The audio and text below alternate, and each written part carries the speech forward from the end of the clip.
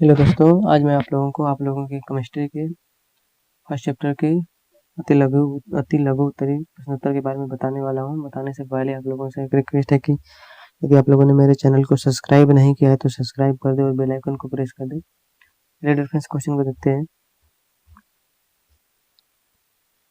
पहला क्वेश्चन है, क्रिस्टलीय ठोस क्या है? डिफरेंस इसका उत्तर होगा वे ठोस जिनमें घटक कणों की दीर्घ परास व्यवस्था होती है, क्रिस्टलीय ठोस कहलाते हैं। इसका उदाहरण है जैसे चांदी हो गया, तांबा, सोडियम क्लोराइड, ये सब क्रिस्टलीय ठोस है। नेक्स्ट क्वेश्चन,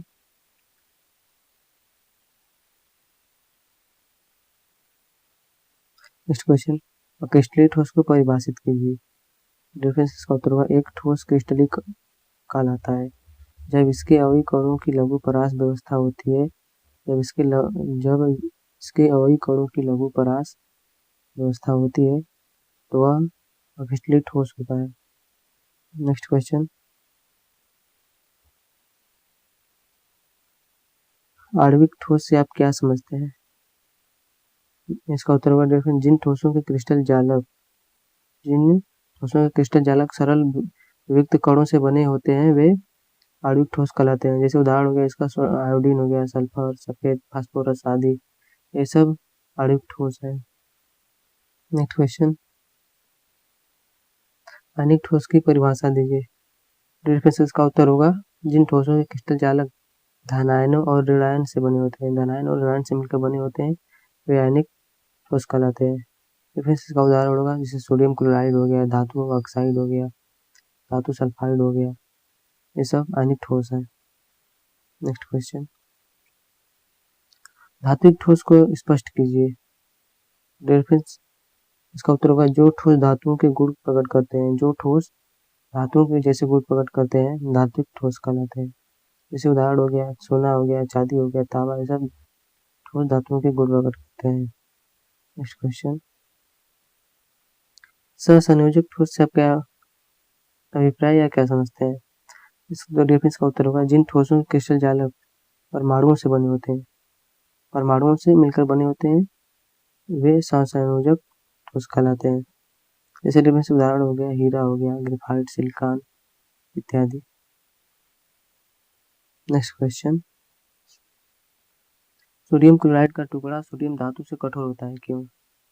डिफरेंस का उत्तर होगा NaCl, सोडियम क्लोराइड में Na+ तथा Cl- के मध्य आयनिक बंध होता है, इसके कारण ये अपेक्षाकृत ठोस होते हैं। धातु सोडियम में धात्विक बंध होता है जो आयनिक बंध की तुलना में कमजोर होता है, इसलिए सोडियम धातु NaCl की तुलना में नर्म होती है। नेक्स्ट क्वेश्चन, रॉक साल्ट प्रकार की संरचना में प्रत्येक आयन की उपसंयोजन संख्या क्या होती है? डिफरेंस का उत्तर होगा रॉक साल्ट आयन की संरचना में प्रत्येक आयन की उपसंयोजन संख्या 6 होती है। नेक्स्ट क्वेश्चन,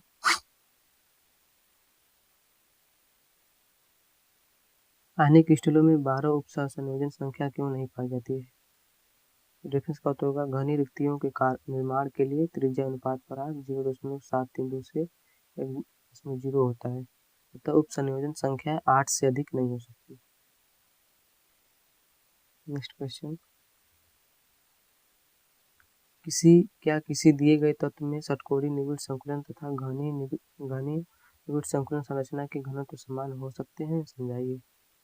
डिफरेंस का उत्तर होगा दोनों प्रकार की संरचना में घेरा गया कुल आयतन समान 74% होता है एवं दोनों संरचनाओं में उप संयोजन संख्या 12 होती है, अतः दोनों संरचनाओं में घनत्व समान होंगे। नेक्स्ट क्वेश्चन, एक क्रिस्टलीय ठोस में ऑक्साइड आयन घनी निबिड़ संकुलन संरचना में उपस्थित है। धनायन एक समान रूप से अष्टफलकीय तथा चतुष्फलकीय रिक्तियों में वितरित है। यदि सभी अष्टफलकीय रिक्तियां भरी हो तो तब ठोस का सूत्र क्या है?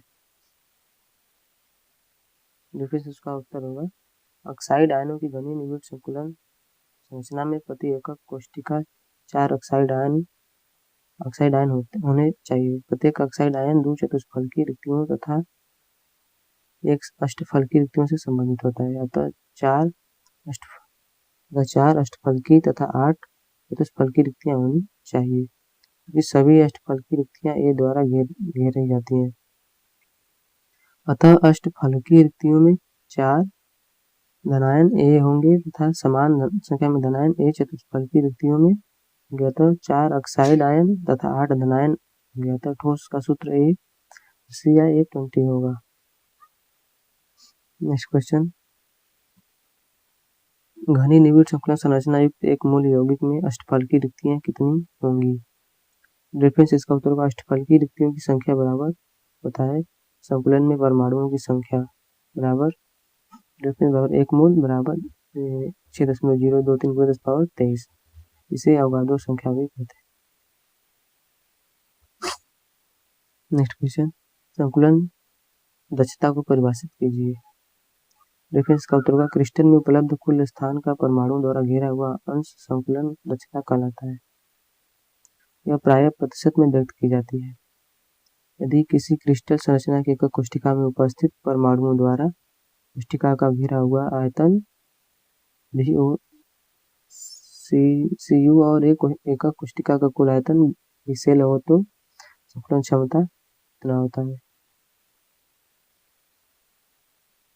नेक्स्ट क्वेश्चन,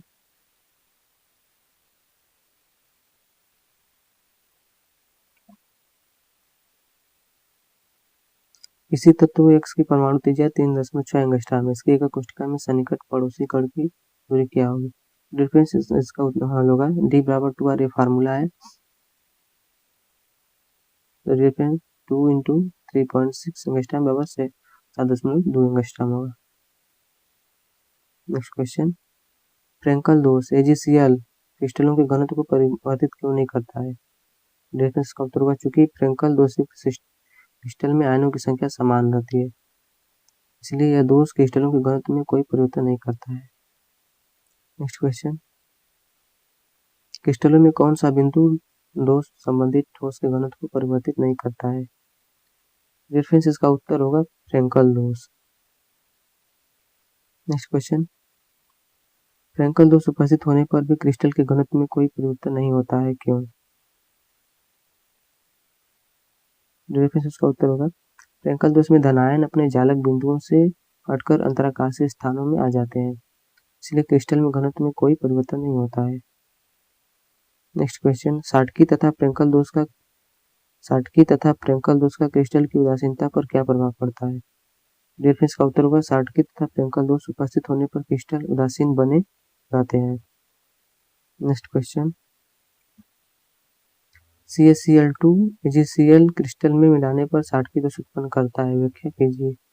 रेफरेंस का उत्तर होगा विद्युत उदासीनता बनाए रखने के लिए 2Ag2+ आयन और एक Ca2+ द्वारा विस्थापित होंगे, अतः प्रत्येक Ca2+ आयन के प्रवेश पर जालक स्थल में एक छिद्र उत्पन्न होता है।